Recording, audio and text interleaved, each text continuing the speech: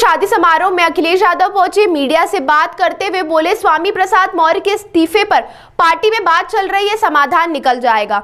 NDA को हराना बड़ी लड़ाई है, सबको साथ आना पड़ेगा। बीजेपी में कईयों की टिकट कटने जा रही है। एक सांसद तो अपना जनपद बदलना चाहते हैं। मैं और चाचा कहां से चुनाव लड़ेंगे ये तय कर लिया जाएगा बहुत ही जल्द। इसी सूची प्रसारित कर दी जाएगी। पल्लवी पटेल के स्वामी प्रसाद मौर्य के संपर्क में होने के सवाल पर बोले, एक न्यूज चैनल को बहुत जल्दी भारत रत्न मिलने वाला है। की मौत हुई है। मैं अपने पत्रकार साथियों से कहूंगा, अगर अब वो बजट पढ़ेंगे तो इस सरकार ने मुख्यमंत्री योजना चलाई है जिसमें रखवाली करना चाहते हैं किसानों के खेतों की। मुख्यमंत्री खेत सुरक्षा योजना, अगर कोई इसको अनकोड करे, मुख्यमंत्री खेत सुरक्षा यही है कि सांडों से सुरक्षा करना, तो 50 करोड़ में सांड से कैसे सुरक्षा हो जाएगी। और फिर पूरे उत्तर प्रदेश में कोई दिन नहीं जाता है जिस दिन इन जानवरों की वजह से किसी की जान न जा रही हो। ये सवाल कई बार विधानसभा में उठा है, लेकिन सरकार इस समस्या का समाधान नहीं ढूंढ रही है। और तब नहीं ढूंढ रही जब देश के प्रधानमंत्री जी ने कहा था कि 15 दिन के अंदर छुट्टा जानवरों की समस्या का समाधान हो जाएगा। आप लोकसभा चुनाव कहाँ से लड़ने? जया, अमिताभ बच्चन, आलोक रंजन और रामजीलाल सुमन जी। देखिए, क्या पीडीए का मतलब अल्पसंख्यक महिला नहीं हो सकती थी? क्या पीडीए का मतलब पिछड़ा महिला नहीं हो सकती थी? भारतीय जनता पार्टी से और भारतीय जनता पार्टी के लोग पीडीए से घबराए हुए हैं। भारतीय जनता पार्टी के लोग पीडीए से घबराए हुए हैं। जहां तक हमारे सहयोगी दल की बात है, मैं उम्मीद करता हूं कि पीडीए की लड़ाई को वो मजबूत करेंगे। और जहां तक पार्टी के निर्णय का सवाल है, आने वाले समय में तमाम सीटें आ रही हैं। अभी तो एमएलसी आना है, फिर राज्यसभा आना है, फिर एमएलसी आना है। तो ये पीडीए की लड़ाई कहाँ कमजोर हो रही है। लेकिन पल्लवी पटेल ने तो वोटिंग करने से ही मना कर दिया, वोट नहीं करेंगे। देखिए, पीडीए का साथ आना, पीडीए के साथ सबको एक साथ लग जाना, ये बड़ी लड़ाई है। और ये बड़ी लड़ाई कोई आसानी से नहीं जीती जा सकती है। बड़ी लड़ाई में बहुत लोगों का साथ चाहिए।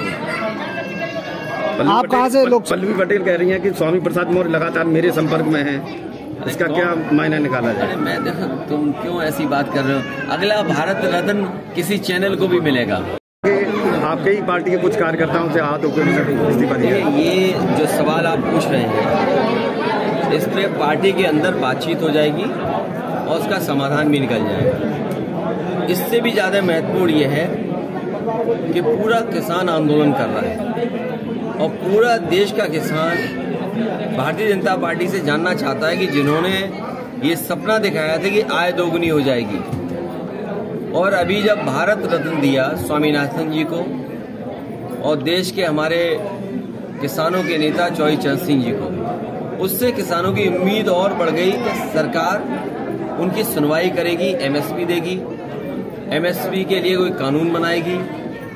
लेकिन जिस तरह सरकार का व्यवहार है, कीलें लगा देना, अगर वो निकल रहे हैं तो रोकने के लिए तमाम चीज़ों का इंतजाम कर देना, प्रशासन पूरी तरीके से पुलिस लगा करके आंसू गैस गोले चला करके उन्हें रोकना चाहती है। आखिरकार आप भारत रत्न एक तरफ दे रहे हैं और दूसरी तरफ किसानों को आप रोकना चाहते हैं, उनकी मांग नहीं मानना चाहते। आखिरकार भारतीय जनता पार्टी चाहती क्या है? जो लोग सपना दिखा रहे हैं कि 5 लाख ट्रिलियन डॉलर की इकोनॉमी बन जाएगी, सच्चाई ये है कि किसानों की आय दोगुनी अगर हो जाए तो आपकी 5 ट्रिलियन डॉलर नहीं, हो सकता है 10 ट्रिलियन डॉलर इकोनॉमी भी बन जाए। और जो लोग ये कहते हैं कि हमारी दुनिया में 5वीं अर्थव्यवस्था बन गई है, ये 5 से दूसरे नंबर में भी पहुंच सकती है अगर ये सरकार किसानों को एमएसपी दे दे और किसानों की आय दोगुनी कर दे। अध्यक्ष जी, कल पल्लवी पटेल बहुत जल्दी और सूची भी आ जाएगी आपके साथ। आजमगढ़ की चर्चा बड़ा जोरों पे है। रैली से सोनिया गांधी ने लड़ने से मना कर दिया है। तो ये पार्टी की उनकी अपना फैसला है, हमारी पार्टी का अपना फैसला हो। नहीं, कांग्रेस का एक मजबूत गढ़ माना जाता है रायबरेली और अमेठी, लेकिन अब नहीं, मजबूत गढ़ तो नहीं है। ये सही है कि वो उनकी ट्रेडिशनल सीट है और कांग्रेस की सीट ही मानी जाती है। समाजवादी पार्टी ने हमेशा उस सीट पर कांग्रेस का ही सहयोग किया। मुख्यमंत्री योगी आदित्यनाथ ने कहा कि पूरे प्रदेश में 80 की 80 सीटें इस बार जीतने वाली है भाजपा।